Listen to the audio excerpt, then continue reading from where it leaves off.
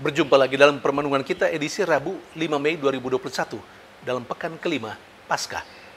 Bacaan-bacaan liturgi hari ini, bacaan yang pertama dari Kisah Para Rasul bab 15 ayat 1 sampai 6 dan bacaan Injil dari Injil Yohanes bab 15 ayat 1 sampai 8. Kedua bacaan liturgi hari ini menegaskan kepada kita bahwa tanpa Tuhan kita tidak bisa berbuat apa-apa. Tanpa Tuhan kita tidak bisa memperoleh kehidupan dan kehidupan yang sejati atau keselamatan yang sejati. Dan tanpa Tuhan kita tidak mungkin bisa menghasilkan buah-buah kebaikan dalam kehidupan kita. Hal ini digambarkan dengan sangat bagus dalam bacaan Injil hari ini. Pada malam perjamuan terakhir, kepada para rasulnya, kepada para muridnya, dan kepada kita sekalian yang saat ini merenungkan perikop ini,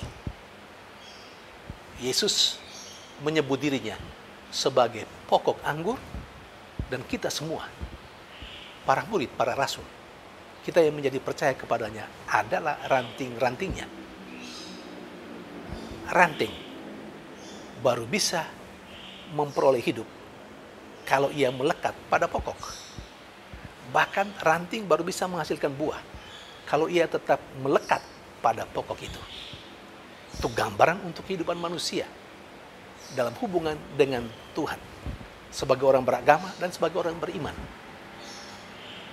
Kita semua baru bisa memperoleh kehidupan yang sejati, keselamatan yang sejati, kalau kita tetap bersatu dengan Tuhan. Kita juga baru bisa memperoleh atau baru bisa menghasilkan buah yang berkelimpahan dan buah-buah kebaikan, buah-buah kebenaran. Juga kalau kita tetap bersatu dengan Tuhan. Saudari dan saudara yang terkasih, kok bisa begitu? Atau mengapa bahwa kita baru mengalami kehidupan yang sejati, keselamatan sejati kalau bersatu dengan Tuhan? Mengapa kita baru bisa menghasilkan buah berlimpah dan buah-buah manis kalau kita tetap bersatu dengan Tuhan? Ya betul. Tuhan adalah sumber keselamatan dan sumber kehidupan yang sejati, yang asri. Semua yang lain bisa memberikan kehidupan, tapi kehidupan yang sementara dan kehidupan yang semu. Mungkin yang lain, apa itu? Terserah. Bisa memberikan keselamatan, tapi bukan keselamatan sejati, tetapi keselamatan yang fana, keselamatan yang sementara, dan keselamatan yang semu. Terserah, mau memperoleh keselamatan yang sejati, kehidupan yang sejati, atau yang semu dan fana. Kita yang menentukan bagi hidup kita. Yang berikut, kita baru bisa menghasilkan buah kalau tetap bersatu dengan Tuhan. Sesungguhnya, kita adalah manusia yang rapuh. Kedagingan kita terlampau kuat menguasai kerohanian kita. Karena itu yang kita hasilkan lebih banyak kedagingan. Bukan hal-hal yang rohani. Buah-buah yang baik, buah-buah kebenaran, itu adalah hal-hal yang rohani. Nah, karena kita lebih dikuasai oleh kedagingan, maka kita tidak akan pernah mungkin menghasilkan hal-hal yang rohani, hal-hal yang baik dan benar. Maka kita perlu mendapat kekuatan, support dari yang ilahi, dari Tuhan sendiri, supaya kita bisa menghasilkan buah yang berlimpah dan buah-buah yang baik. Saudari dan saudara yang terkasih, karena itu bisa dimengerti mengapa Paulus dan Barnabas dan kelompok orang-orang yang sudah menjadi percaya kepada Yesus dari bangsa-bangsa lain karena pewartaan Paulus dan Barnabas sama sekali menolak ketika sekelompok orang Yahudi mengatakan bahwa orang harus disunat supaya bisa memperoleh keselamatan. Itu sangat tidak sesuai dengan pewartaan Paulus dan Barnabas yang telah menjadi keyakinan bangsa-bangsa lain yang sudah menjadi percaya kepada Yesus. Karena itu, mereka diutus ke Yerusalem untuk bertanya langsung kepada rasul-rasul dan penatua-penatua di Yerusalem.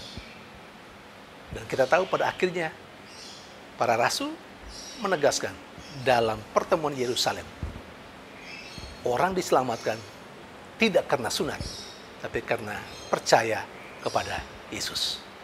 Saudari dan saudara yang terkasih, dalam kehidupan kita ada dua ketegangan. Karena apa? Kita memang produk adat istiadat di satu sisi, di sisi lain kita adalah orang yang beragama, orang yang beriman. Seringkali terjadi semacam bentrokan, mau mengutamakan adat atau iman. Dan kalau kita jujur, seringkali atau mungkin banyak kali, iman selalu dikalahkan karena adat istiadat. Kita kelihatannya lebih berpegang pada adat istiadat daripada iman akan Yesus. Kita diajak untuk memilih dengan benar dan tepat, iman atau adat istiadat. Memang tidak semua adat istiadat bertentangan dengan iman, tetapi ada banyak juga yang bertentangan. Kita harus objektif. Seharusnya iman kita menjadi cahaya yang menyinari adat istiadat, sehingga adat istiadat memiliki nilai Kristiani dan tidak sebaliknya. Saudari dan saudara terkasih, semoga kita berani demi sebuah keselamatan dan kehidupan yang sejati. Kita berani saat-saat tertentu untuk masalah-masalah tertentu mesti meninggalkan adat demi iman kita akan Tuhan. Beranikah kita? Tuhan memberkati.